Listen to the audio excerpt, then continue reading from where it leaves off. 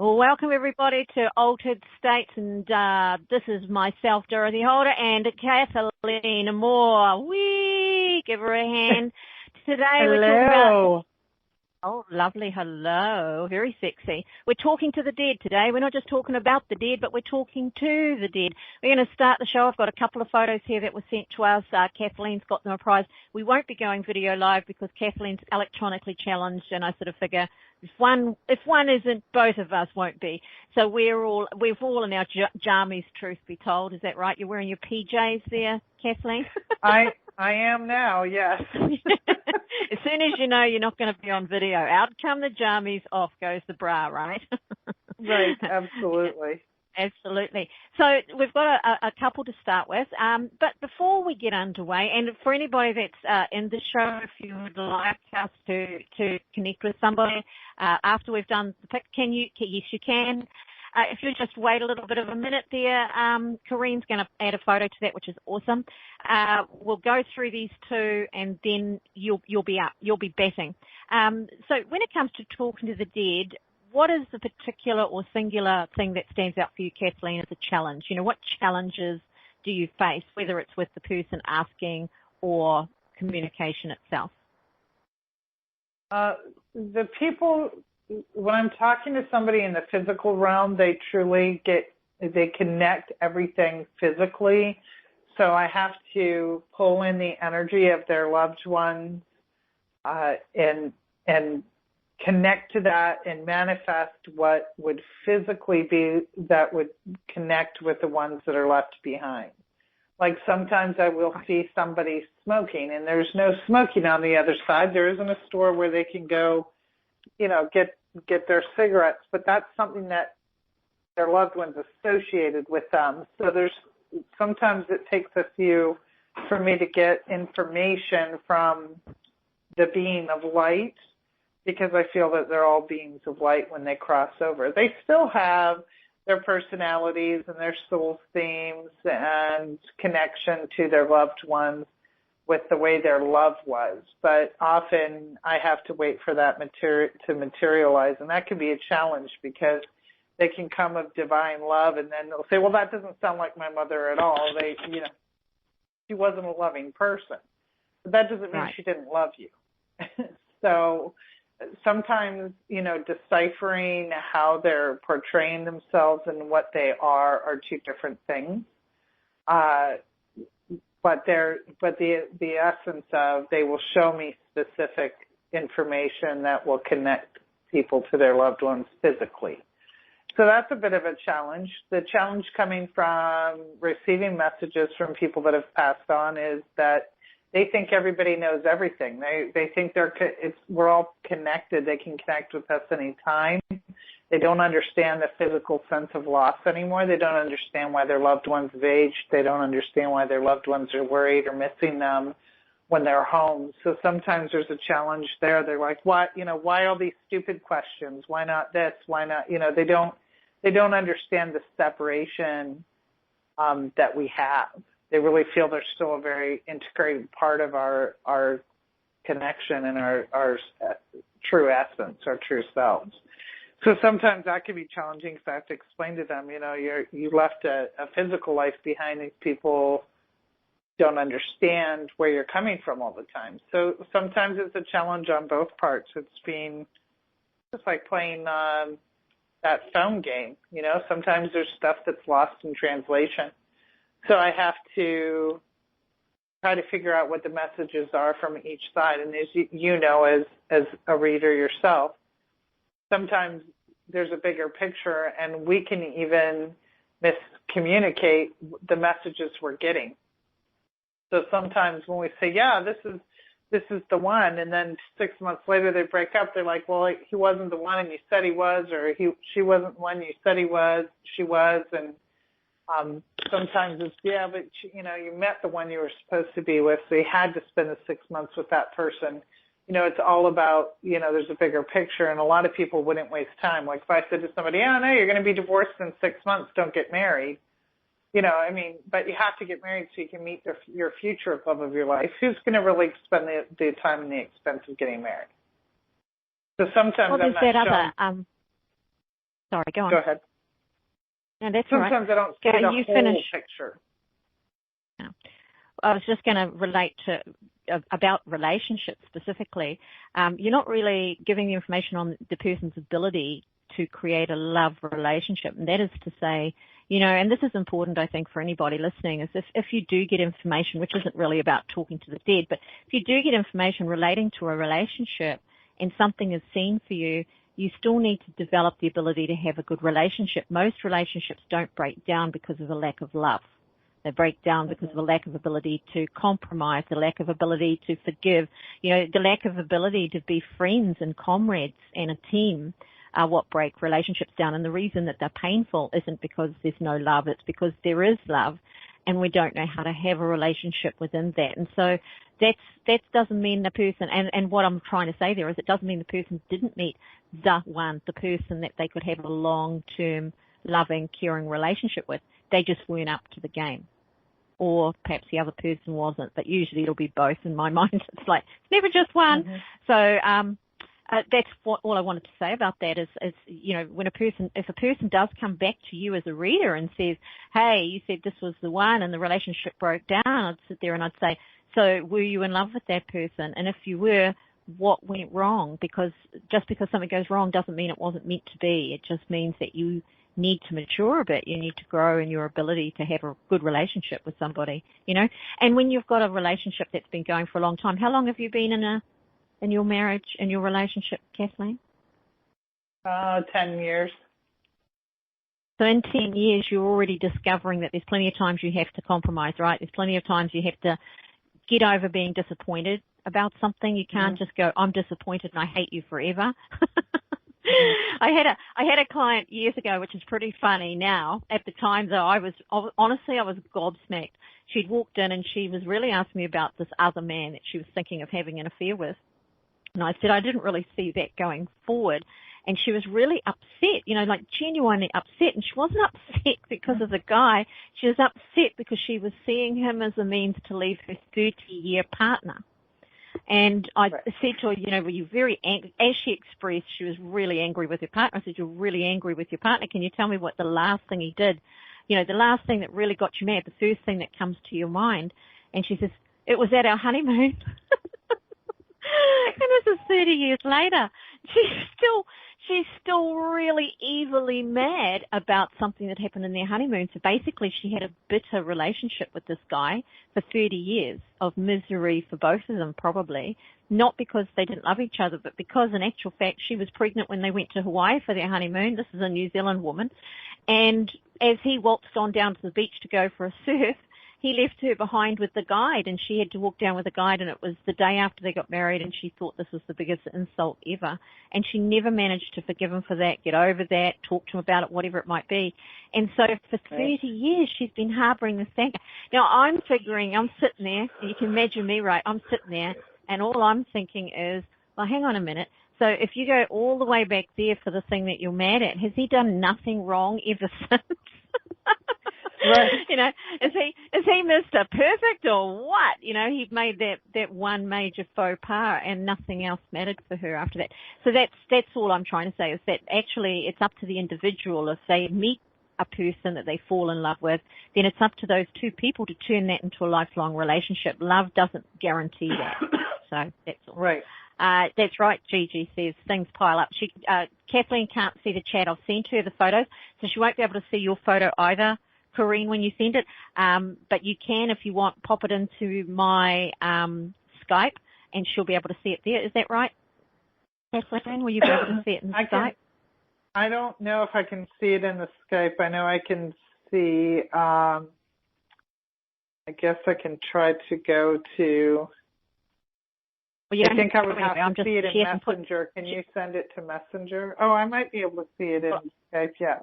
That's what I mean, because you're on the call. Once it comes into me and we're on the same thing, you should see a little chat symbol come up. Yes. And if you do, then open it. So if you'd like to try that, Corrine, and we can still upload it to the show for everybody, but Kathleen has no visuals, none at all, no visuals. So, zipdo. I sent her the photos earlier on Facebook I PM'd them to her. So that's all good. You know, it's an interesting thing too. Do you find that you struggle with the expectation? I mean, I personally don't usually enter into mediumship outside of private consultation, mainly because for most people it's a grief issue. For me, that's the only reason I really do it. And so it becomes very emotional and very personal. But do you find that when a person is asking for mediumship without the sense of loss, that it's actually harder to make connections or to get the information that you are or that they are looking for? Not for me, no. I don't have any problem. There are times where I feel the physical block the non-physical. Right. I feel that when somebody doesn't come through, they know it's because they don't want to set their loved one back in their grief. If somebody is still crippled with grief, sometimes they won't come through. Sometimes it's that they're putting their energy into helping somebody else in the physical world that's going through a difficult time. And sometimes they're just busy. Okay. I mean, you know, they are in the afterlife. Yeah.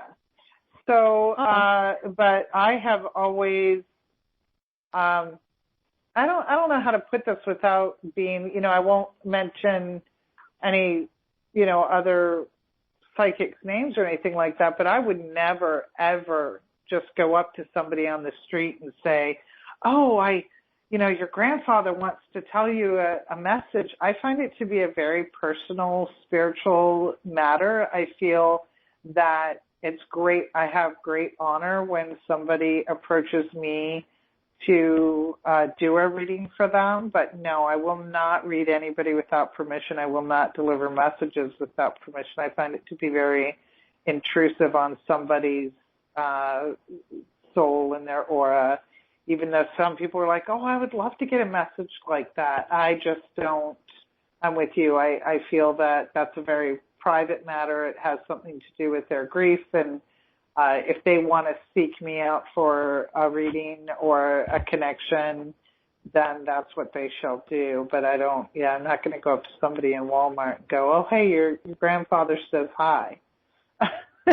So, you lost me at Walmart anyway. Yeah, I'm just not going to go into Walmart. Forget about going up to anybody in Walmart.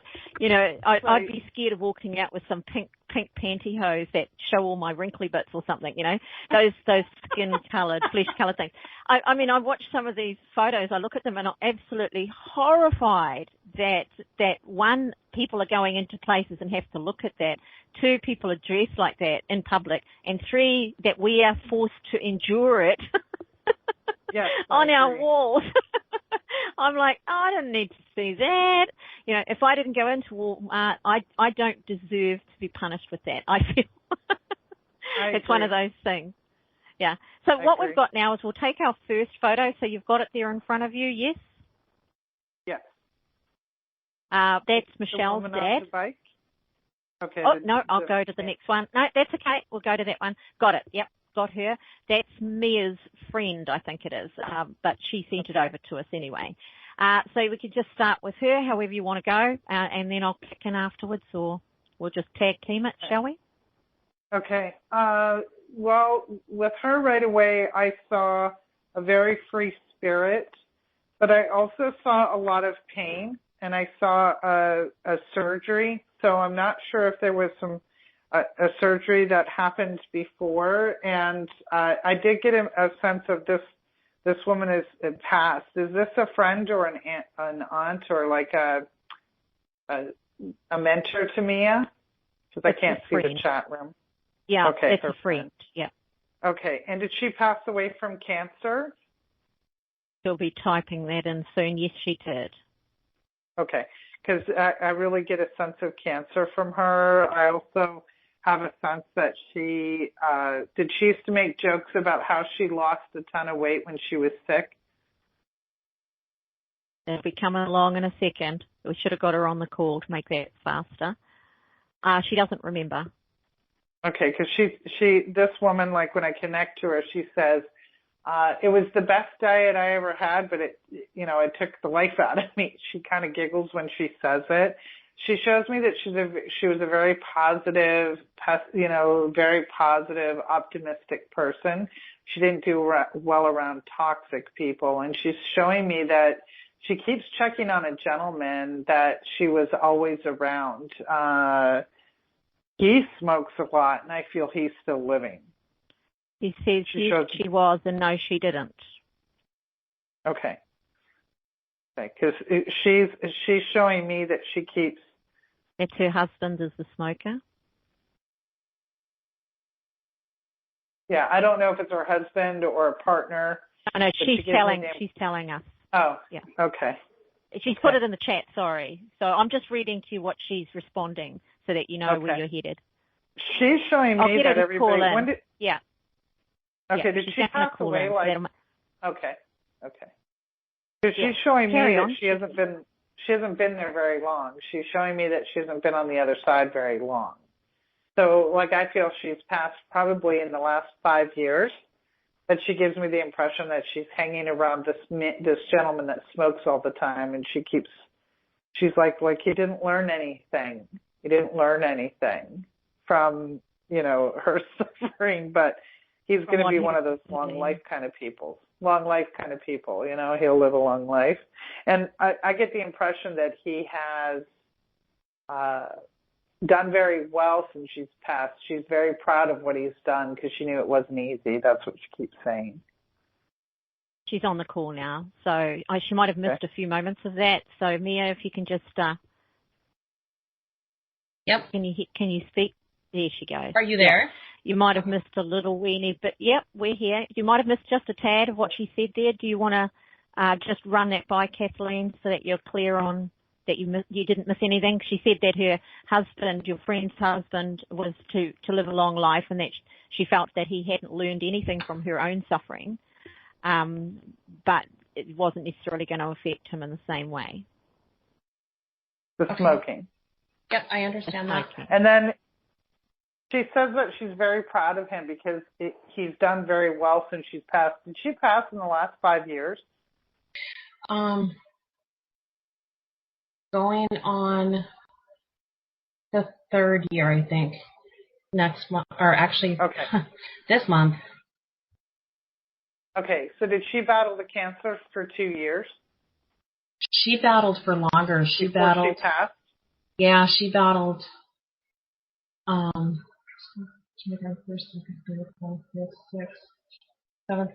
years. Okay, because she shows me that, she shows me a 5-year mark, and she keeps talking about how proud she is of him, that he's done very well since she's passed. And she's very proud of him for that. Because, she made him make some promises before she passed. And they had a lot of time to get used to the fact that she wasn't going to be around for a long time. Is her name Patty? No. Or Patricia? No. Okay. Who is Patty? She keeps mentioning Patty. Patty, I don't know. Or Patricia?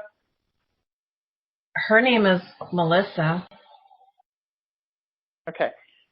She keeps mentioning Patty or Patricia, so I don't know if that is somebody that's coming up in her husband's life. She keeps talking about her husband. Were you and her really, really close? Did you guys go to high school together? No.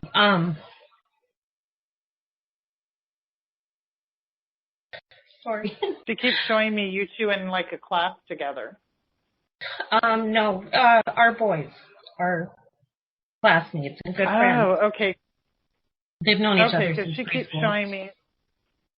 Okay, because she keeps mentioning that, and she keeps telling me that she's doing very, very well. She said she says it was the best diet she ever had, and I can see in her picture that she's telling me it was the best diet I ever had, but it was the worst because, of course it took her out. But she says, so I get the impression when she passed, she says, I was finally that perfect size 6. Well, she actually, brings up that size wasn't. specifically. She might be now. Well, this is what she tells me. That's what she keeps saying. I'm that perfect size 6. She goes, it brought me down to my, she said. So she says it was the best diet she ever had because she's always struggled with weight in the physical world, and that's what she shows me, that she constantly physically struggled with weight. It had nothing to do with her eating habits or anything like that. I do think that was a medical issue with her. Yeah, unfortunately when she passed, she was still a bigger gal. So yeah. Okay. So now she's she a shows me 5'6". She's a perfect size 6. That's what she says. And how she says it. But she shows me that she loves you very much. Now, did your boys play football together? Or still do? Yes. She's showing me football games that she goes to. Yep. And she says, I'm still there. And we know that. Because I'm still there. I go, I don't miss a football game. And this is the football season right now. So she's showing me that she's very, very active. Yeah. Yeah, she's showing me she's very, very active around their football. Now, her husband, has he met someone new? Not that I know of, not yet. Okay. I'm wondering if that Patty or the Patricia might be something that comes about from him, because she keeps telling me he's done a wonderful job since she's passed, and she's very proud of him, but she doesn't want him being lonely. Showing me that he's very lonely. She doesn't want him to be lonely or sad. She wants him to laugh again, because she laughed a lot. Yes, she did. She has a very twisted sense of humor, for sure. That's why we got along so well. Yes, that's what she shows me. She shows me she sends you signs that she's near, and she really appreciates how much you do for her son. Is her son at your house a lot? No, not. He was a little bit here and there before she passed, but since she's passed away, the boys don't hang out. She's worried about her son, so I don't know if there's something going on. But she's showing me that she's very grateful for everything you did for her son. But she's telling me she's okay. She goes, I don't understand why everybody doesn't think I'm okay. And she says, nobody's allowed to use my sad story as an excuse not to be in a better place. That Makes really, sense. so I'm not sure. I'm not sure what that has to do with anything with you, but she shows me that. She's like, that's not something I would, I could lose 100 people and I wouldn't use that as an excuse for bad behavior. So she was a very, very uplifting spirit in life, and I feel she is in the afterlife as well. She was. She's around her husband quite a bit, though. Yeah, around her husband a lot. He smokes too much. He has said that. He has felt her around. Yeah. She's like, did he not learn? Wow, they don't necessarily, do they? I'd look at my family after the losses and ones that still smoked for years, including myself. You don't learn from that, do you, necessarily? Yeah, he smokes like a chimney. Yeah. That's what she says. Yeah. But that's all right. So I'll just plug on in through here, and then we can wrap her up and go to the next one. Personality-wise, I've got her as a full-stop personality. That is that she will play and she will laugh and she will get into everything, but there's a line you can't cross. And when you cross the line, she would always let you know it one way or another. I don't necessarily mean you personally, Mags. She would always let a person know, no, that's my end game right there. And she would turn. I think people would get quite a shock from that. This isn't an insult to her persona, but they'd get quite a shock from that, because she'd be easygoing a lot of the time. And then when she turned and said, nope, that's it, and she'd have to actually make them know that she was being serious. She wasn't joking. And I think that was quite difficult for her as well. She was just like, if I just say that's enough, if I just say stop, that should be enough to get you to stop. I've got some real challenges around her body that aren't her weight.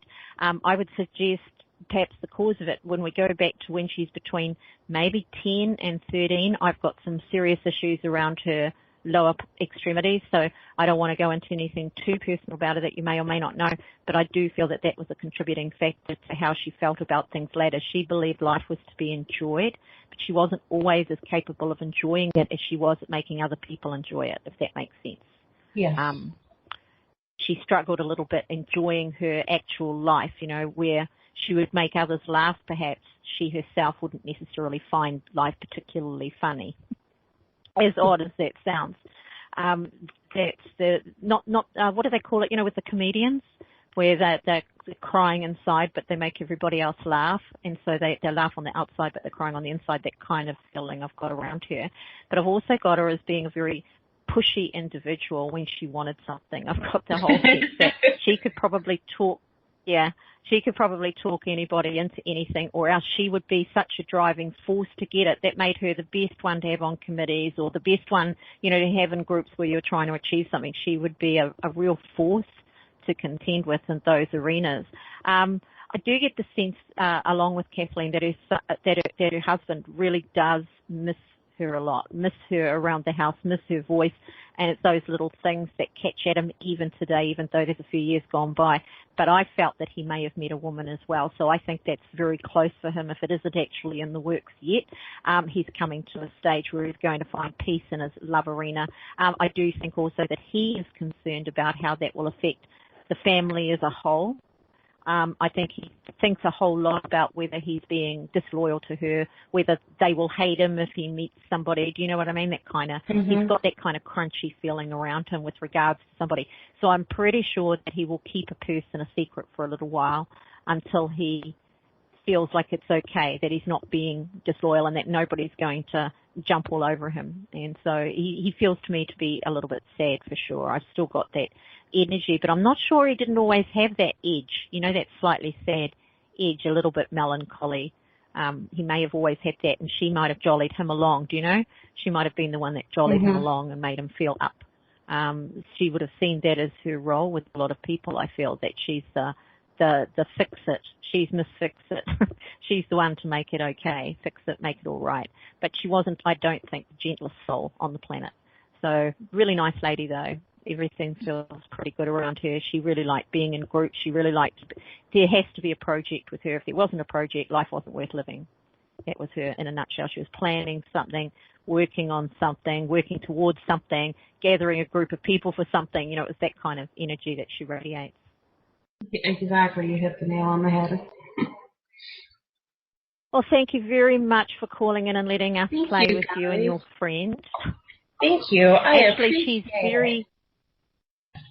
I was just going to say, she's very warm, as a person, really warm. So she would have been quite sensitive. I can feel the heat from her body, which I know isn't there, but you know what I mean. I can feel the heat from her, which means she was a very warm person. And so she was thought that would engulf people, and even if it made them feel a bit uncomfortable. So she was probably a hugger. I had a guess. She was. She was probably a hugger, yeah. So... very warm personality. So that's really nice. Thank you so much. Thank you, guys. We'll move on now. Pleasure. We'll be moving right on now. You've got the next photo, which is, I've got to go back, not forward. I've got to go back to Michelle's dad. You've got him there, Kathleen? Yes, I do. Fantastic. I see a lot with him. Michelle, Go ahead. Michelle hasn't made it into the show at this stage. She just had surgery recently, and her husband has just been released from hospital after a stroke. Now, the only reason I'm mentioning that is normally, obviously, I want people to be here, but she's not here to help us along or to let us know where we're right or where we're wrong, and I'm saying we're going to forgive her that without any compunction at all. And just so as you know, we're not waiting for anybody to say yes or no. That's why I told you, because I know you don't know. You might be sitting there thinking, come on, give me some feedback, but there's not going to be any. So we just have to fire along on our own. And then we've got Corinne's photo, and have you managed to see that? I have it's not. It's in the Skype chat. Yeah, it's in the Skype chat. And what happens when you're on a call is you should get a little orange, like a chat symbol, and it should be bright orange. When you click on it, it should bring a chat in underneath that. I'm not 100% sure how that works on your tablet, but that's how it usually works. But that's after these two anyway. If that doesn't work for you, could Corrine send that to her PM on Facebook? Is that what you meant before when you said Messenger? Yes. Mm-hmm. Yeah, could you PM that to Kathleen? Sorry, Corrine, on Facebook, just to make sure she gets it so she can see it too. All righty. Now we can fire. Off you go, darling. Okay. Well, what I connected with him right away was a feeling of like large family. I felt very connected to him at this age, and I really felt that he was came into his own about the age of 30, and I really felt connected to him at that time. I do see that he always thought that he would have a compact family because he grew up in a big family, and he said there was a ton of work that had to be done. I do see that when he did pass, he passed at in my opinion, a fairly young age, probably early 60s, but that's the way he appears. I do feel that he went quite suddenly. He gives me the impression that he wasn't done yet. Like he says, I wasn't done yet. I had things to do. I don't feel that he didn't cross over or has unfinished business. He just said, wow, that was a whirlwind. It was just a blink of an eye to him. So I really feel he loved life, although the earlier years there was a lot of struggle. I do see that he was heavily involved with her surgery and held her hand the whole time, and he keeps telling me to tell her that things will get better here fairly quickly. You mentioned that her husband had a stroke.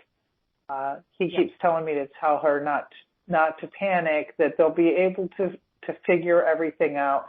She's stressing about things. She's trying to keep one step ahead of the what if between her surgery and what's going on with her husband. And he's telling me that she's creating problems that don't exist yet. That she was always the worrier. He's saying that she was always the worrier. She was always the worrier in the family. But he's showing me that everything will work itself out and that her husband is actually doing quite well. So I do feel that there's going to be improvement. I'm not sure of the second surgery coming up, but he does show me that somebody else is having a surgery. I don't know if that's her or her husband, but he's saying he wants me to assure her that he'll be there the whole time. Like he held her hand through her entire surgery. Did she have outpatient surgery? Do you know, Dorothy? No, she didn't.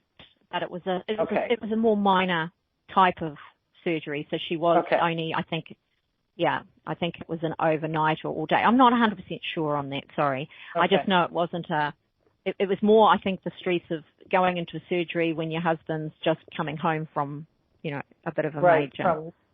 Right. And that's what he keeps showing me. And he says, let's not create problems that aren't there yet. She always, tries to keep one step ahead of the what if. Now he does show me that he was very mischievous and that she has his personality for that. She has his sense of humor, and that she can be a real prankster, and so did he. And he's kind of proud of that. He says the way she's a little bit of a prankster. He says that he likes that. He likes that about her, and he likes the fact that she still has that fun side to her. She definitely has his ears, and until she had her braces, she had his teeth. He's showing me he had beautiful teeth. He said, I had beautiful teeth, but I had too many spaces. In his time, they wouldn't put braces on your teeth for his mouth, but he's showing me that he paid for braces for her. So she has a beautiful smile. He says she should smile more. That's what he says. I'm not sure what the little dog is. He keeps showing me a little dog as well. And I feel the dog is connected to the husband because he keeps showing me the dog on the husband's lap. Right. So, but he's been with her, especially this last 3 months. I feel her husband's recovery is going to be a lot better now that he's coming home, now that he's home. And that will help immensely because it's all about his stuff. He didn't do well in the rehab center. He didn't do well in the hospital. It was too boring for him. And it was, he didn't feel comfortable. He never felt comfortable. So, but he's showing me, like I thought it was an outpatient surgery because he's showing me. He says, I held her hand the whole time. I never left her side while she was in surgery. And it went very, very quickly. It went fast. She's healing well. And now we have to get her panic under control. But, I can understand that. I would be panicking too. So Easier said than done, Right. Dad. He also shows me like a hard candy that looks like a strawberry. A strawberry, it smells like strawberry. It looks like a strawberry. The wrapper looks like a little strawberry. I don't know if anybody's familiar with those candies, but he does show me that. So I don't know if that's a candy that was specific that he would give her or one of her favorites or what that has to do with, but he does show me that. So Nice. So for him, I've got a person that feels very much like, you do remember those, Max? Because I've never heard of them, the candies.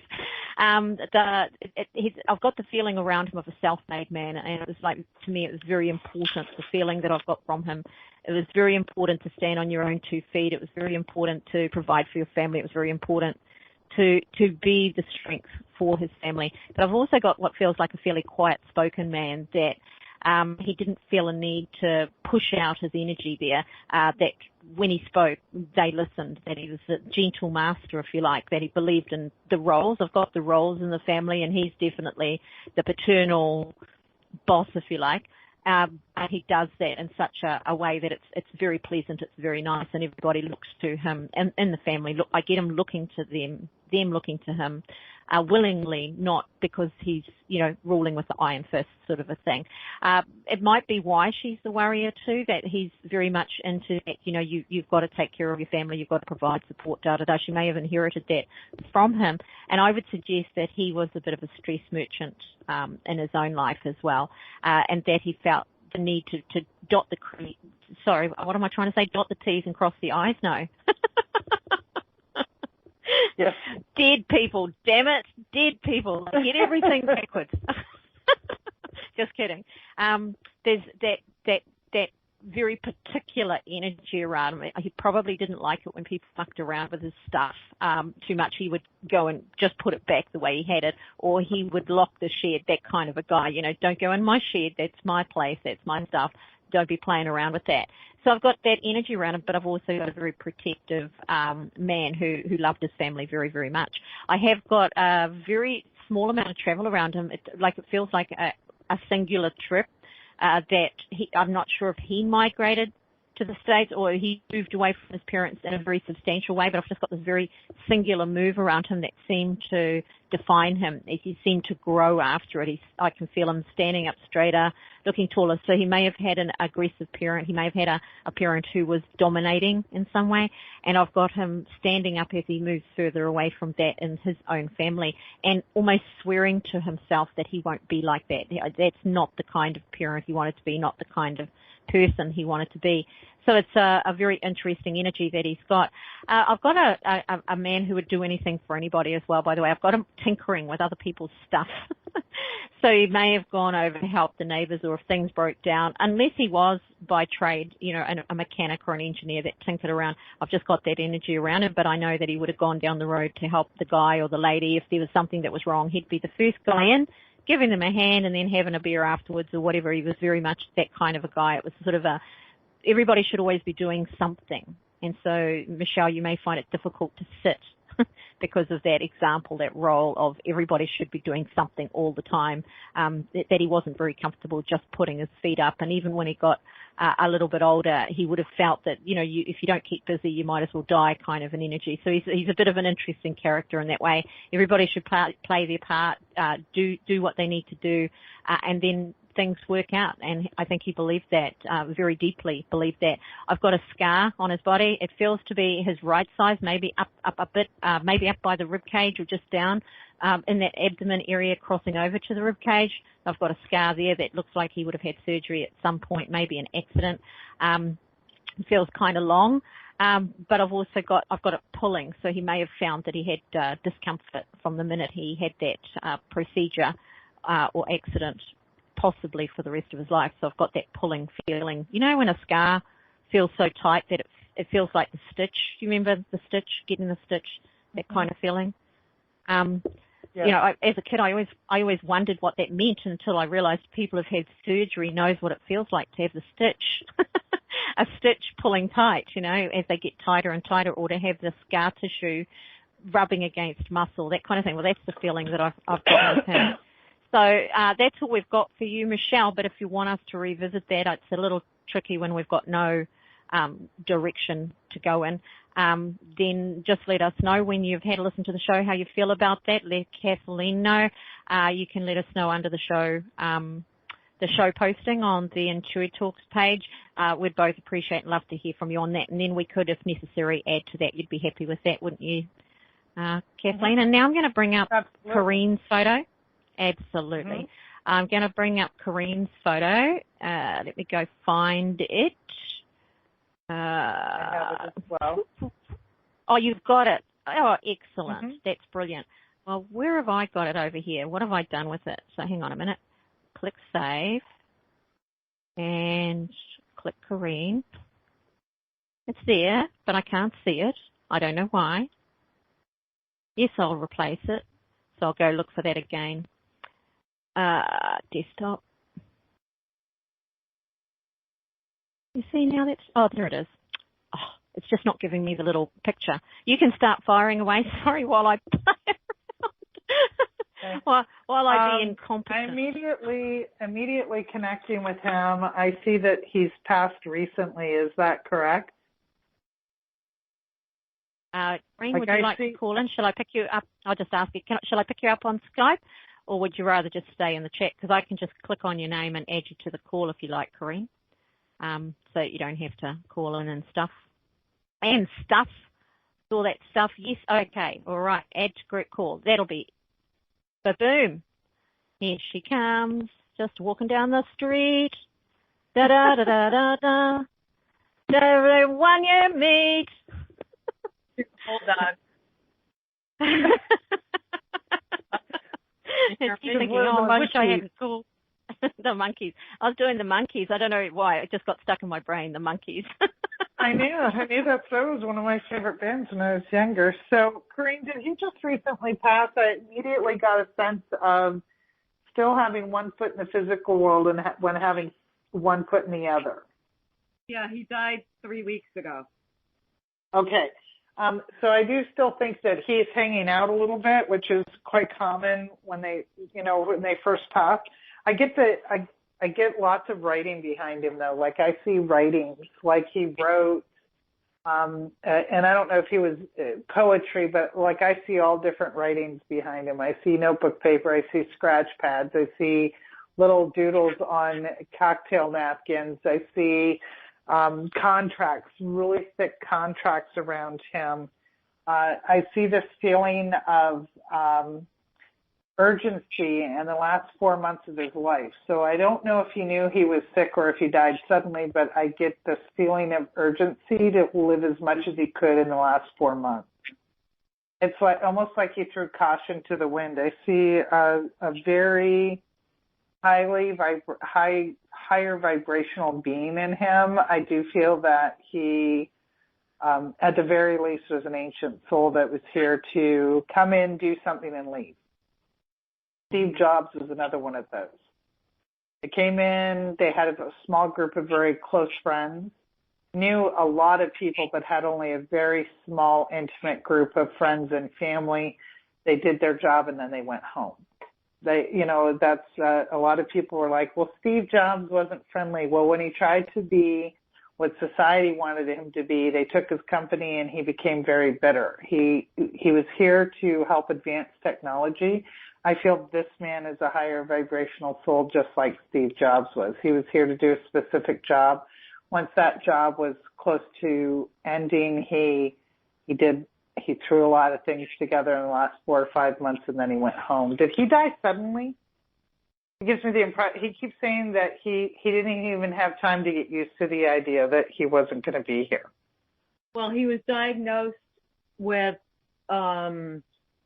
lung cancer about 5 weeks ago, and then he did the radiation, and then he just died. Well, it was a matter of weeks. Okay. Yeah.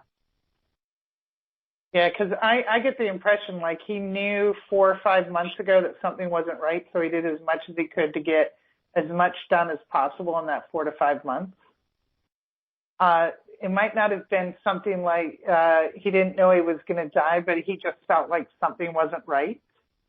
Uh-huh. He shows me that he says that's just I don't know if the radiation was like gamma knife radiation where it was localized to his cancer, but he gives me the impression, he said he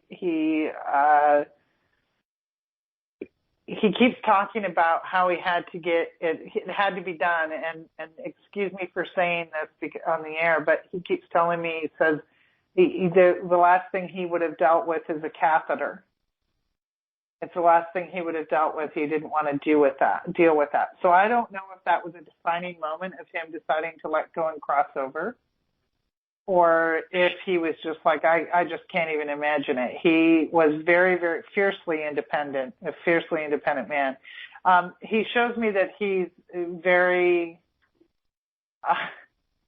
who's the dark-haired girl that he was in love with? Is that his wife? No, he was married twice, but neither one of them had dark hair. Who's the woman with the long dark hair? I don't know. Okay, he loved her very much. She's a very wise face. They could talk about literature. They could talk about the cosmos. He talks about that kind of stuff with her. Are you saying he was in love with her, or he just loved her? No, he says he was in love with her. Okay. Oh, I don't know, man. I don't know. I don't know if she knows that either. I don't get a sense of them being together, but they could talk for hours. He loved her dearly. He says he loved you too. Were you close with him from when you were very young? He's showing me you about 15 or 16 years old, but again, you look very, very young for your age, Corinne. So you have to give me some allowance on the photographs. But he shows me you look about 15 or 16 years old when when he met you. He met me 10 years ago. Okay. So I was only 15 at the time. I was waiting for it. I was thinking, here it comes. Yeah, in the picture he shows me, he keeps showing me a picture of you at 15 or 16 years of age. I actually see, I don't want to call it, because I'm not familiar with a lot of this stuff, but the picture he shows me, you actually have like a lace veil on your head. So I don't know if that is a picture he saw of you, or if it's something that has some significance to your connection with him. But in the picture that he's actually showing me, you look about 15 or 16 years of age. So I don't know if that's a picture of you that he saw that he was partial to, since you didn't know him at that age, but I don't know what they call it. I don't want to call it like a confirmation veil. Does that make sense? Well, a Spanish lady, maybe. What's that? Can you? Can you answer if can? Tell him I'll call him back. Sorry about that. So lace. Beat it. When you talk about that, all I can see is like a Spanish woman with the lace headdress on when they do the dancing, and that's what I envision when you say that. Yeah, rather than a confirmation, it feels more mature. Like. And he keeps showing me that. Huh, that's weird.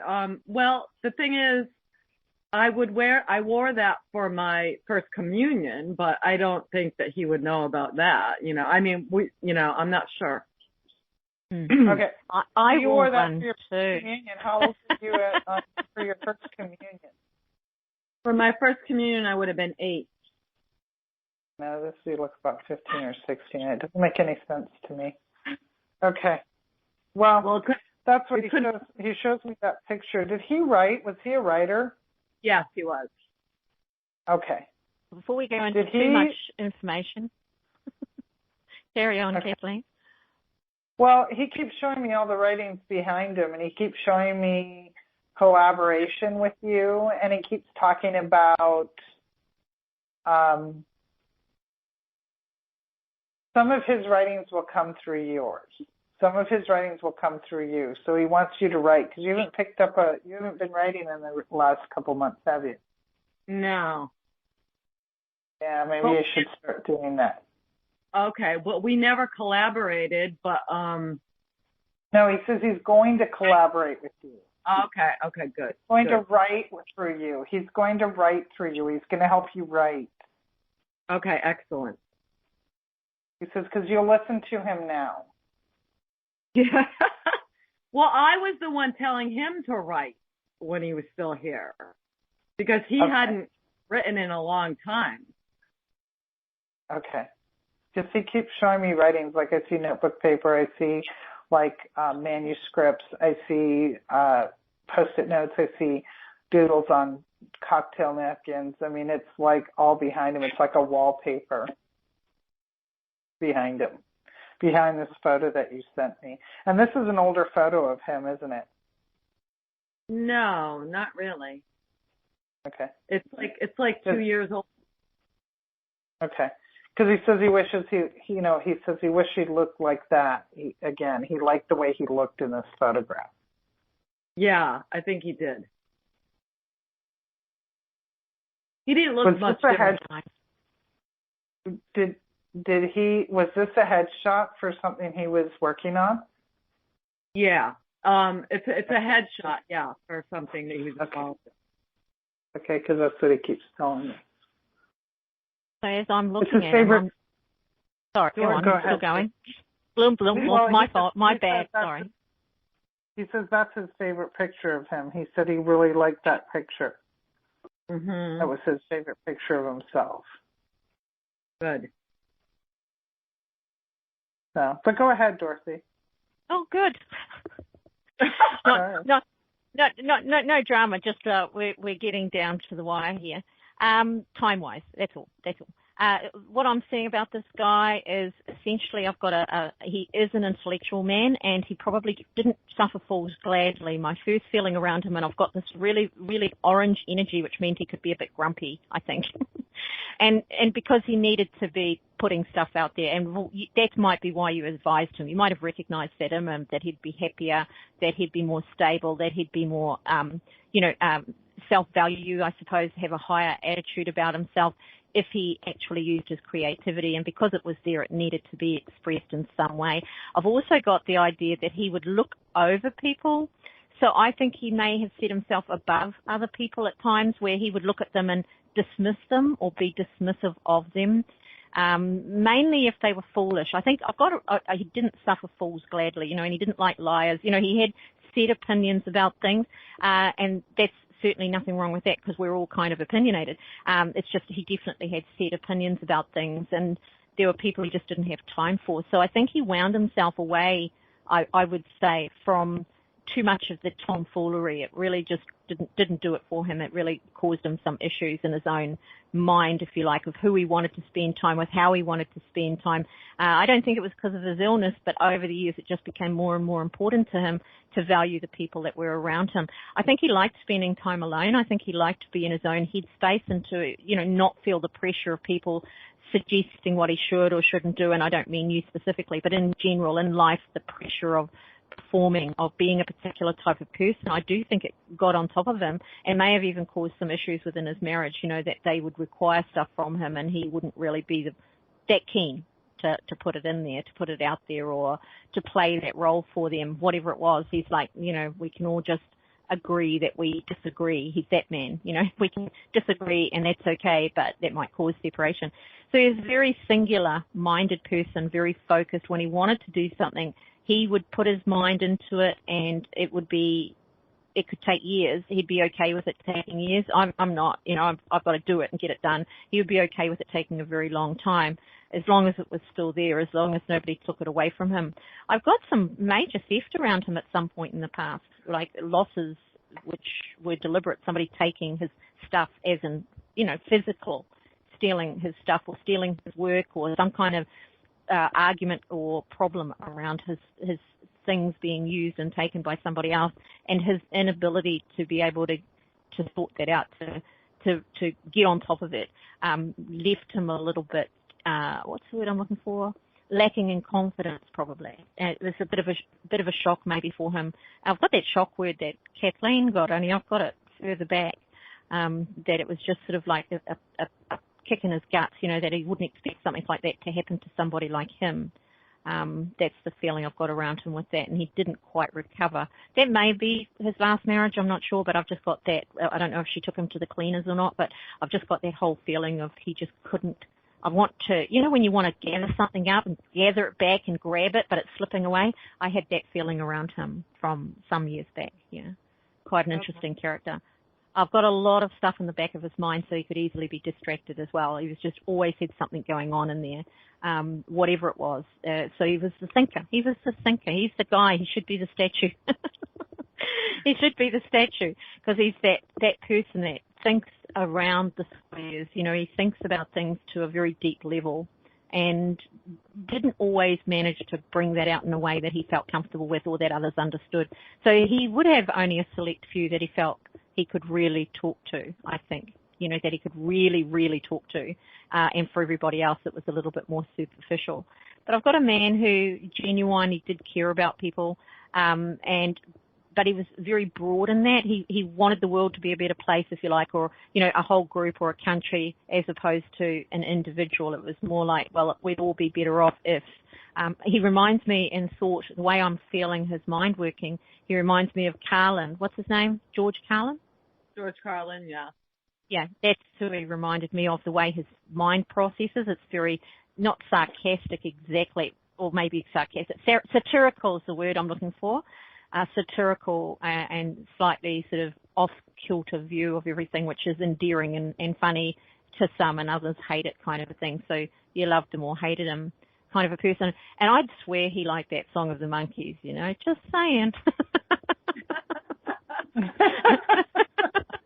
Just saying, because that came out of nowhere. That came out of nowhere. And it came out of my mouth on air. Oh, my God.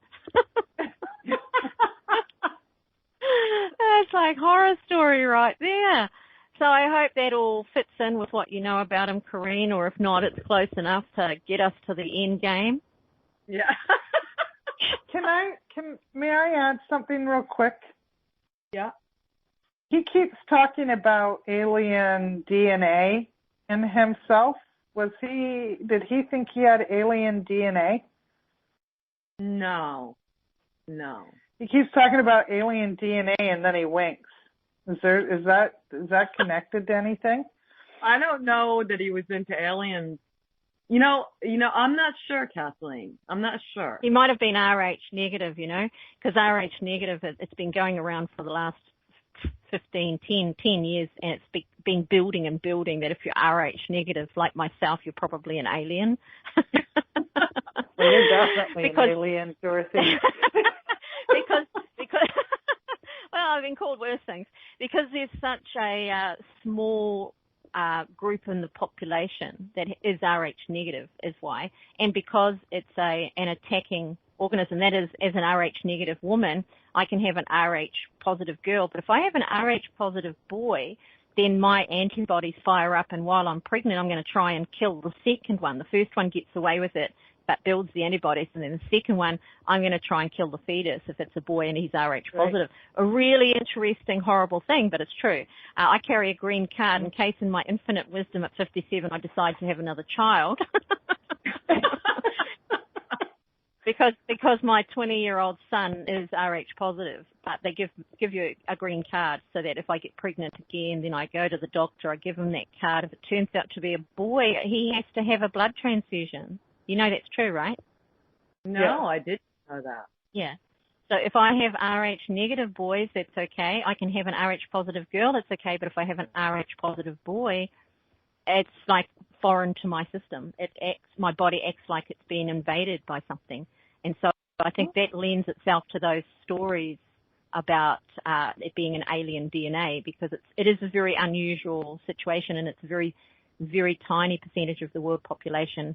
And some races don't have RH negative at all in their population. So it's a bit interesting. So I'm wondering, because of that, Kathleen, whether he was maybe an RH negative dude. I don't know. He keeps winking. He keeps talking about alien DNA. and then he winks and he gets this like smile on his face. So I didn't know if that was a conversation that you had with him, or if that he was just confirming something that you were asking about or something like that, because he keeps talking about alien DNA, and then he winks and he kind of does a half smile. So I'm not sure what it means, but it's possible. Jackie reckons Karina's the alien. Well, that would explain a lot. You're a pretty high vibrational being as well. It's pretty funny. So we're all aliens. That's what we've come to. Is that the conclusion at the end of the show? We're all aliens, and that's and is it Dennis? Dennis, is that his name? Dennis knows. Dennis, yeah. Yeah. Dennis knows that we're all aliens now that he's passed into spirit. He's got this high view of us all. He can see. He could have even been looking at my RH negative, because just lately it's been viral just about this RH negative stuff, although it's been around for a long time. Suddenly it's caught fire and everybody's like, oh yes, this is alien DNA. And I'm just about ready to go hide somewhere in case I get killed or something. That's me. You're an alien. Don't they also say about RH negative, Dorothy, that most royals are RH negative? I really don't think they are, just to be honest, no. Yeah, the percentage of the population precludes the royals, actually, without me being a direct descendant, and I know I'm not. It precludes the royals simply because if a lot of them had RH negative, then just about everybody for the numbers of population would have to be related to them to have it. So that becomes a negatory for me, I'm afraid. Right. But the royal system itself is a little dodgy anyway, because it sort of transferred. We don't have a single line of royalty, and we do think of royalty as being England, but actually Europe was full of every state, and when it was still states and little countries, every state had their own king and their own prince and their own regent. England was just one of those, and then of course, when England had a king die without an heir, then some German would be sent over there.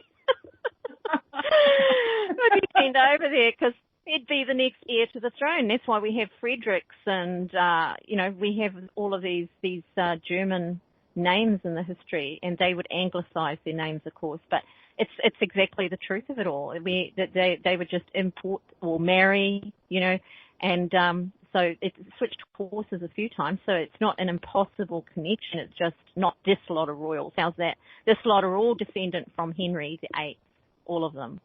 The dump, all the way down the line. It is unbroken till from Henry VIII, actually, yeah. How's that? Oh, no, that's not true. That's not true, sorry. It's after Elizabeth, because Elizabeth died heirless. She had no children. So after Elizabeth, it's been an unbroken line. But so it's not that they're a descendant of Elizabeth, because Elizabeth didn't do that, but they are descendant of Edward. Edward it is. Sorry, he's the one that took over, and so they've had a direct line since then. So there you go. Sorry about that shoddy history lesson.